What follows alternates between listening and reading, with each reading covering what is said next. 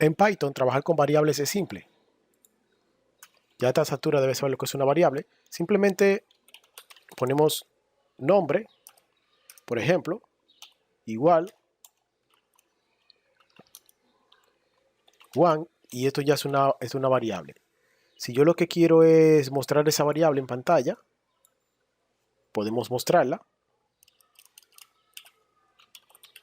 Nombre, aquí, print nombre, y si le doy a ejecutar, mira ahí cómo aparece Juan. Ya ahí estoy poniendo una variable. Si usas una variable de tipo número, sería edad, y pongo 33. Si quiero mostrar la edad, por ejemplo, mira donde me aparece Juan 33, aquí. ¿Cómo me aparece? Si yo lo que quiero es una variable de tipo decimal, sería altura, que sería igual a 1.4. Y si muestro altura, le damos acá, mira donde aparece 1.4. Y si lo que quiero es un booleano, sería es estudiante igual true. Bueno, la T aquí va mayúscula.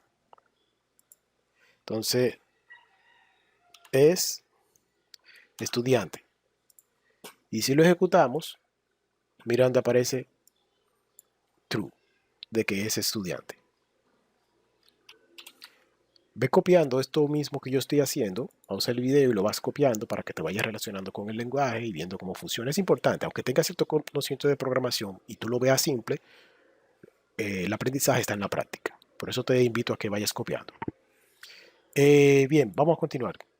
Vamos a hacer algo matemático ahora, un poquito más complejo.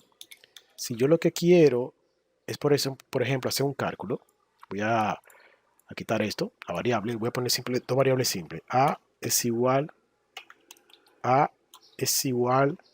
2 y B es igual a 2. Luego voy a sumar, suma es igual a más B, y luego de eso voy a poner resta, resta es igual a A menos B. Simplemente quiero mostrar los dos y digo resta, coma, suma para hacer la concatenación. Y si eso lo ejecuto aquí, en esta parte, mira aquí cómo aparece 0 y 4. 0 y 4, porque primero resté y luego sumé.